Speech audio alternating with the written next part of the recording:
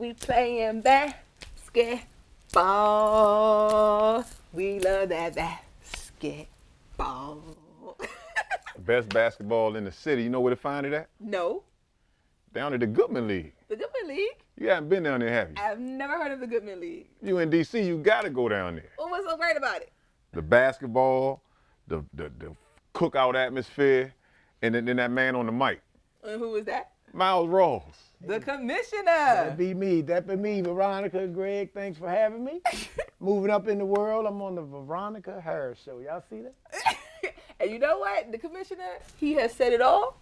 We're on the Veronica Harris Show, so stay tuned. Stay tuned. Coming up. Move 'em. Move them. That's the line.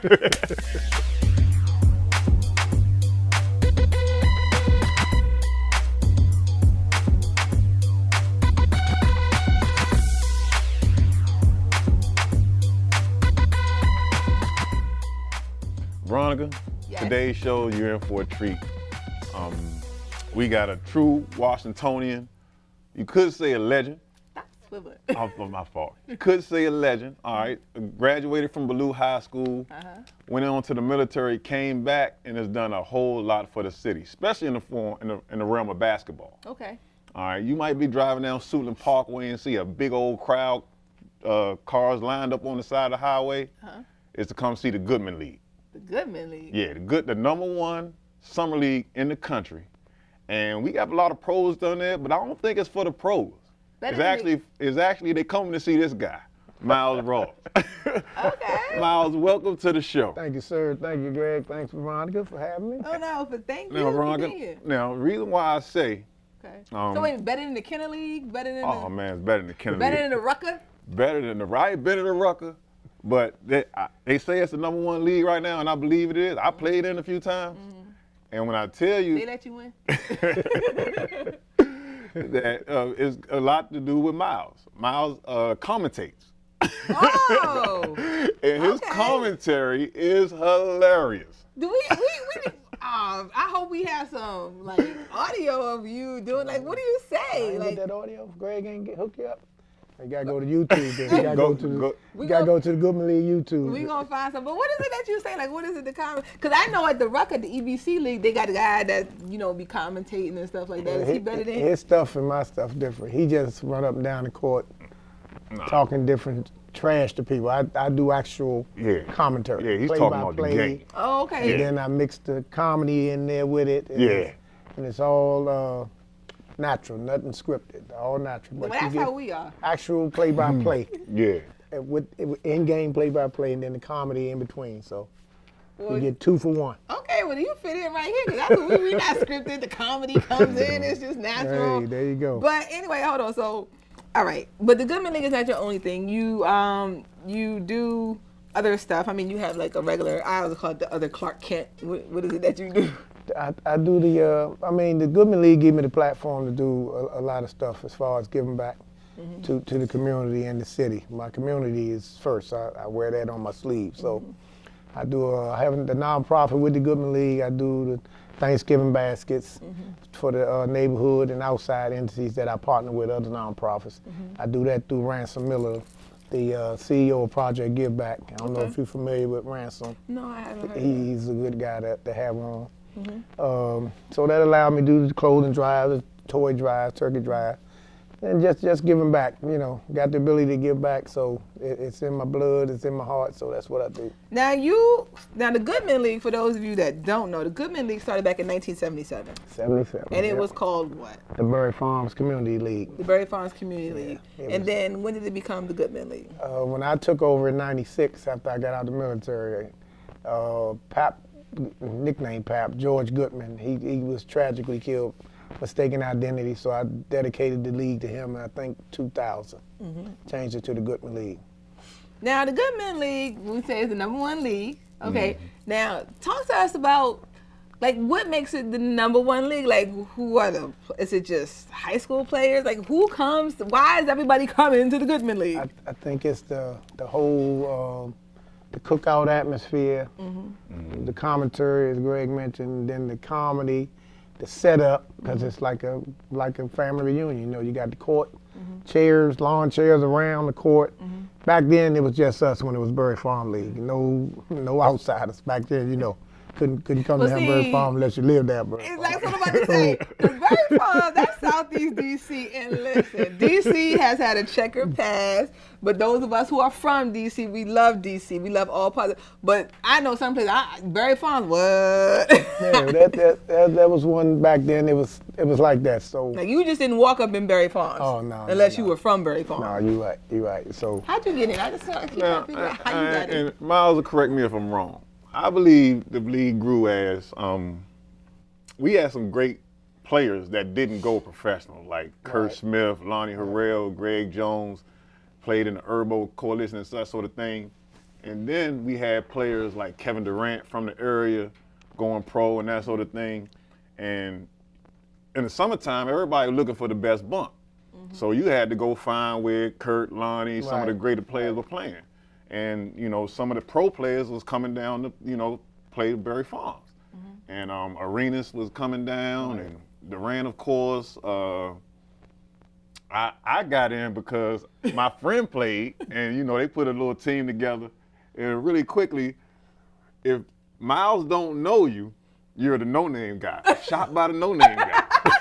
Were you the no-name guy? I was the no-name guy first. So then you heard Miles say, what'd you say? Miles St. Mary's. Oh, okay, Greg Harris. So then, because you were scoring. A little bit, man. They're trying to get in where I fit in. Okay. You still got to pass the ball to Durant. And the Miles let you know, man, get the ball to Durant. Who is this guy? But if you didn't, if you did something good, then you know you were the no-name guy. But if you did something bad, it's who is this guy?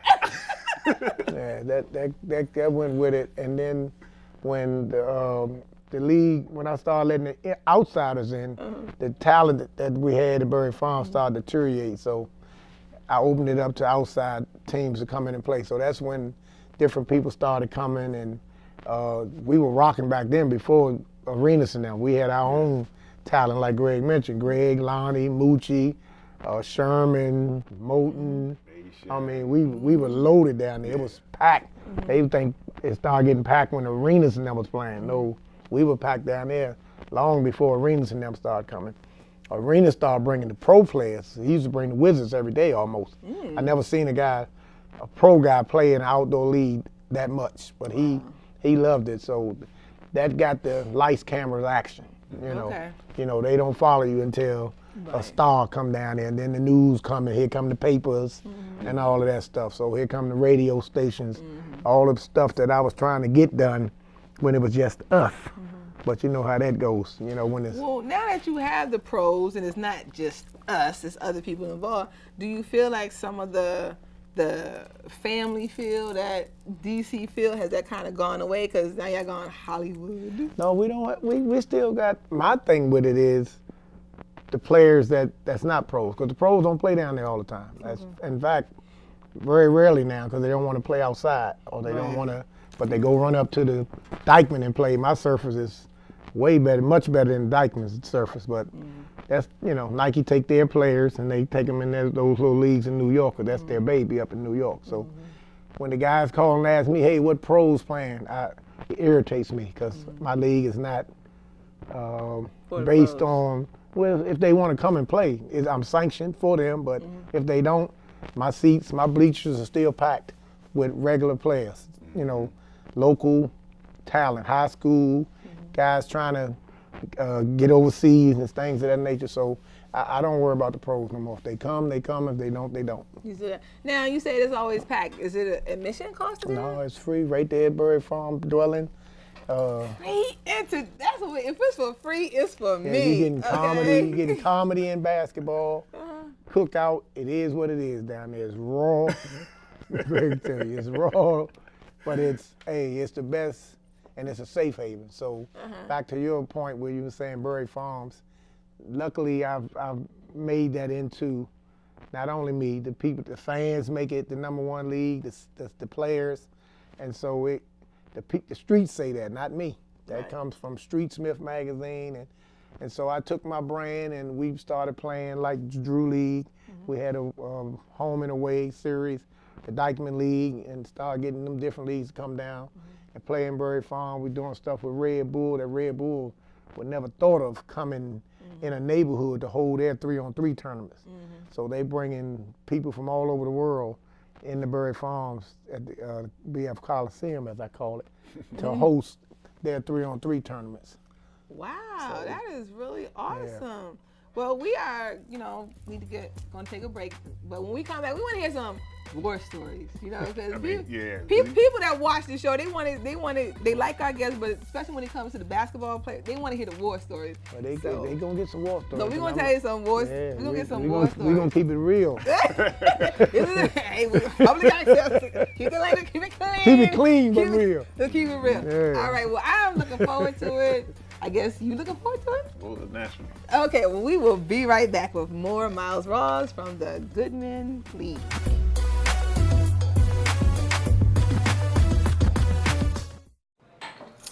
What do you think you're doing, Kevin? Was just gonna drive home. There are several warning signs present that you shouldn't be driving. Like hearing voices? Like your text-to-emoji ratio? Oh man, the selfies. Selfie, nailed it. We all have warning signs that let us know that we're probably not okay to drive. Mine is pretending to be your subconscious. Craig, come on man, let's split a ride home.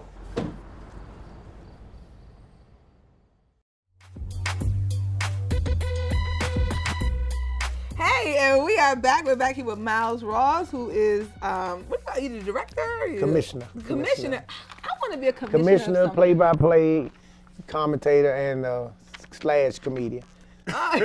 Funny man, not comedian. I'm not a comedian. Okay. Funny man. All right. Well, listen. If you are looking for on a summer night or a summer evening, if it's not too hot and crazy, and you're looking for something free to do that's safe, fun, family oriented, you need to go between the gates. Between the gates. To the BFC, to the Berry Farms Coliseum, and you will have a great time. So let's get to some war stories. Like, what is like the craziest thing that's ever happened? Well, some of my fondest memories are when Shaq and Lonnie, Baby Shaq, brought And1 down. Oh, now for people who don't know, because And1 is a little bit like if you're young, you might not remember And1, those And1 tapes. Like you had Hot Sauce, Skip to My Lou, White Chocolate, the Professor. Yeah, they had some great players on those teams, and Shaq and Lonnie brought those. We had, I don't want to say 5 games inside the gates, and the very first one, we didn't have bleachers back then, so the people were like sitting on the fence, standing on top of cars. There had to be about 3,000-4,000 people down there. Wow. And because Berry Farm, like you said, nobody from outside of Berry Farm would come in to Berry Farm until I made it safe for them to come. So that was amazing to see, because back in the day when we first started, you just have the players from Berry Farms and the neighbors from Berry Farm, and that was it. People used to stop on Suitland Parkway and watch from the fence, but they wasn't coming around that fence to come in. So that first And1 game was fun. When the real Shaq came down there to watch. Oh, he did? Yeah, he came to watch a game, and he ended up getting Brian Chase a trial with the Miami Heat when Shaq was with Miami. And some of those battles before the pros came with Greg and Mike Gill and D Nice and all those guys, man, those used to be some battles. Those used to be some battles down there. And Moton, as quiet as Moton was, Moton used to shut it down there. I remember him because of the Sox. Yeah. At Syracuse. Poetry was tough. Yeah. When Durant was playing as a skinny, still skinny, scrawny, young kid, 16 years old, him and Mike Beasley and Ty Lawson. What's Smith's name? Nolan Smith. All those guys were at Oak Hill together. And they came down there as kids and was dominating grown men. Wasn't it great? Yeah. It was something to see. So they were gonna be pros, Yeah, you could see pro written all over them. So those times back then were good. Then we had the rivalry with Watts. When Big Jeff, may he rest in peace, started running his league down Watts. So at the end of the season, they would come over, and we had 3 epic games down there. And just to see different races come in the gates. Because when I'm down there, I can't really grasp it. But when I go watch the videotapes, and when I'm at home, it's amazing me because you got whites, Chinese, all kind of people that come down there to watch the games, and it's amazing because, like you said, back in the day, in the late '90s, that wasn't happening. Now, I remember, like you said, there weren't no bleachers. Did you ask for the bleachers?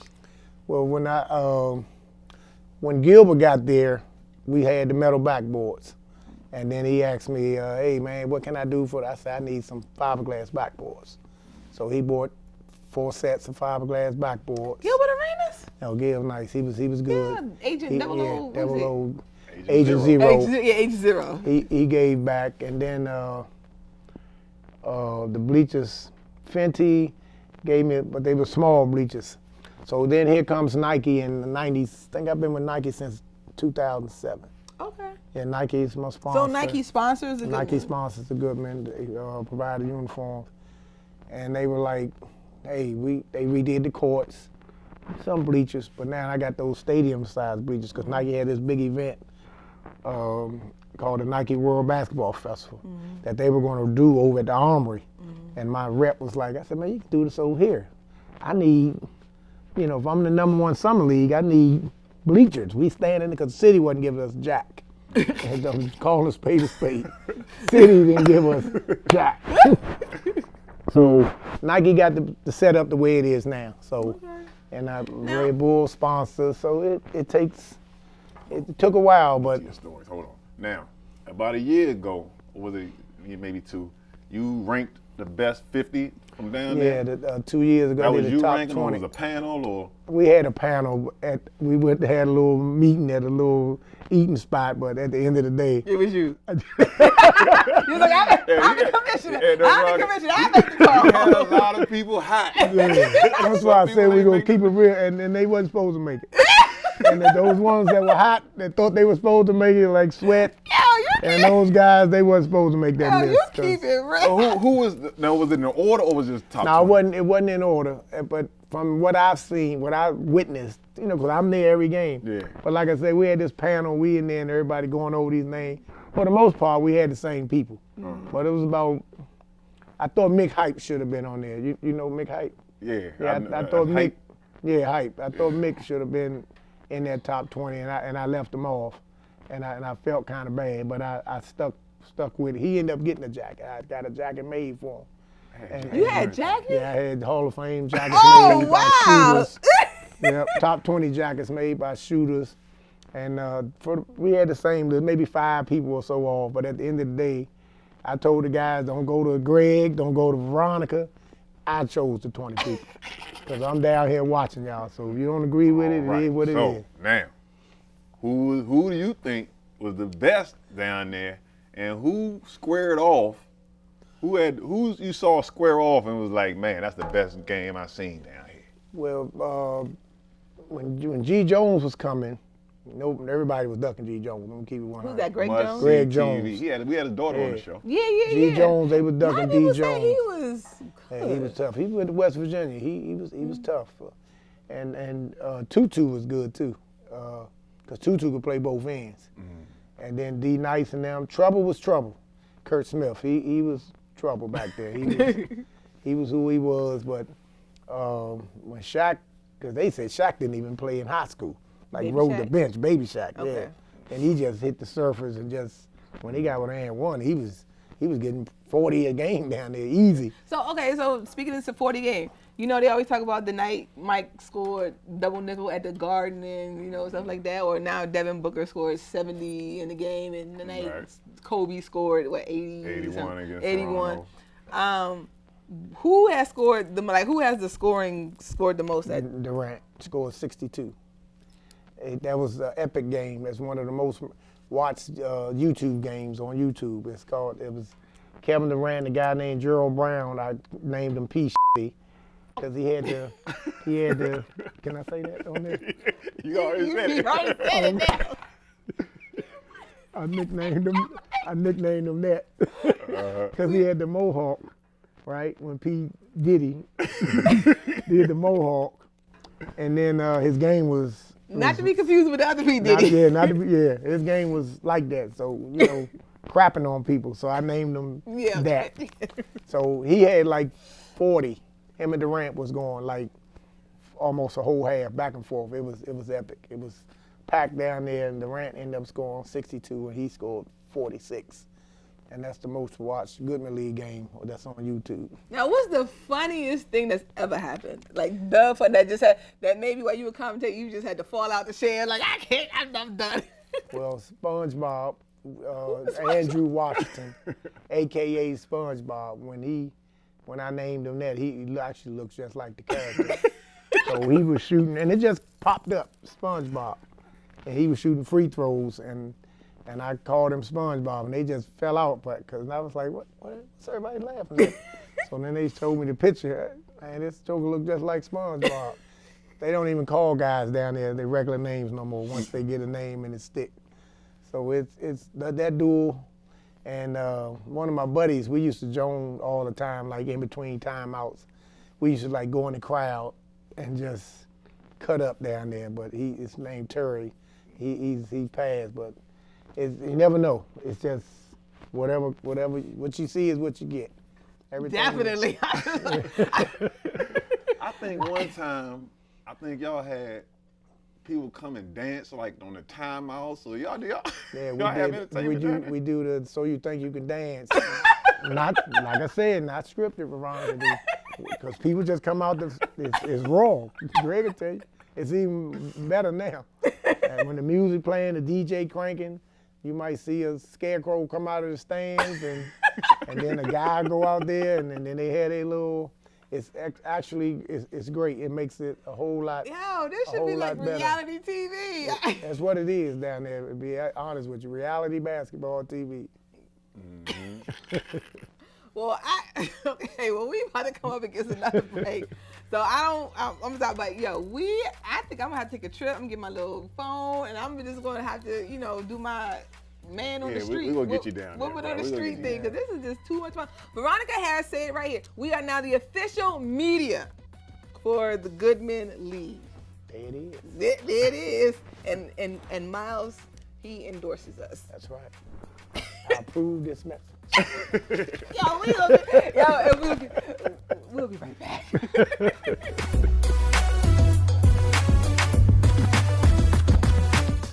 Let me tell you about the toughest guy on earth. He has the crazy strength to lift the man that raised him up without even flinching. This guy, this warrior, will always be by his father's side, even if his dad will hardly remember. If this guy isn't the toughest guy on the planet, then I don't know who is. Caregiving is tougher than tough. Find the care guides you need at aarp.org/caregiving.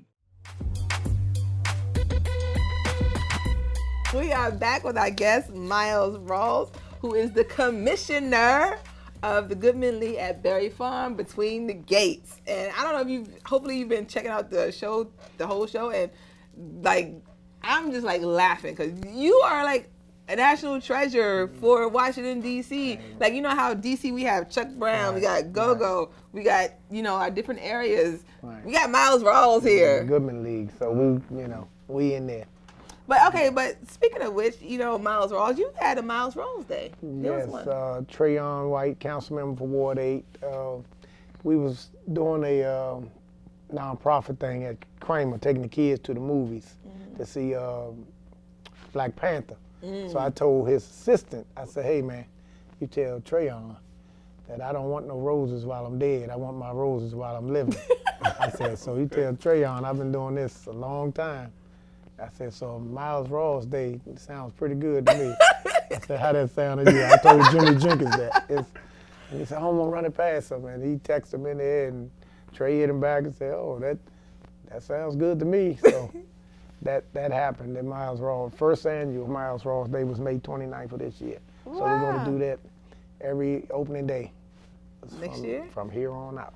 Well, we're going to make sure we are there May 29th. Yeah. Put it in your calendar. It was great. And so you also got a key to the city?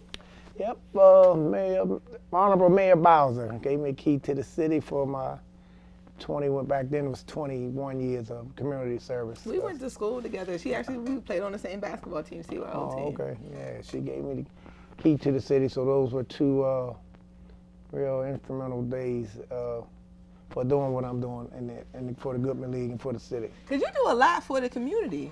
Yeah, the community is my heart and soul, so I make sure whatever resources I get, and you know, closed mouth don't get fed, so if I know Greg got this and Veronica has that, and it blends in with what I'm trying to do, I don't have a problem with coming to ask you. I like that about you. Like you are about the teamwork. You're about, you know, win-win situations. If I have something, I'll share it with you, and if you have something to share with me, and we all can benefit for the kids, for the city. Sake of the kids. So let me ask you then, Miles.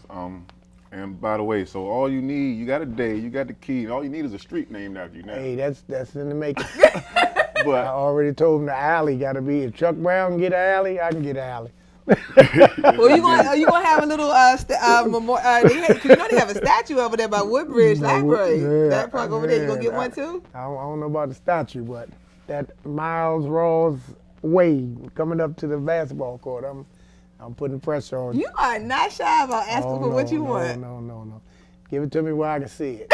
all right, now this is important, Veronica. Okay. All right. So for all the guys like me, that works with kids, trying to do something for the kids as a mentor, community advocate, or something like that, what advice would you give them working with youth today? Well, it's a struggle because, you know, when we were coming up, you know, we had direction. You had two parents in the house, and you know, we looked out for each other. You looked out for my brother, I looked out for your brother, this, that. Nowadays, it's a little rough because the kids coming up now have no direction, and the parenting is awful. And so, to me, you got to keep pushing. Patience, I deal with it. Patience. Because a lot of them, if you turn your back on them, they're going to go here anyway, some of them. So if you turn your back and give up on them, they definitely going to stray left. So I preach patience with these kids that's coming up now, because it's a different animal. So, you know, Bird Farms is in the process of getting shut down. I don't know what that leads to as far as the kids that I deal with there, where I have to go reach out to touch them. You know, but it's patient, and you got to do it with your heart. If you're in it for any other reason, it ain't gonna work. I mean, that also kind of leads into, like, we all know DC is going through a gentrification, Right? And a lot of what we grew up, those neighborhoods, they are no longer here anymore. And what happens to the kids and the people? Like when these neighborhoods were like the soul of the city. Yeah. So And they made DC. What was DC? Good, better, and different. You know. Not too many people say they grew up, were born and raised in Washington. We're Washingtonians. Right, Washingtonian to the core. To the core. Well, wow, time went by so quick, Gregory.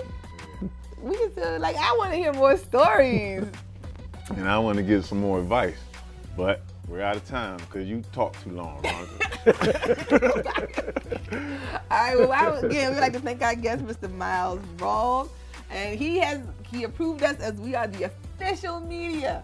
Official media for the Goodman League, and I'm going to check some stuff out. And again, if you are looking for something fun and safe to do, when does the league start? The league starts, we run 6 days a week practically, Sunday through Friday, some Saturdays, first game, kids game at 6:45, depending on the heat.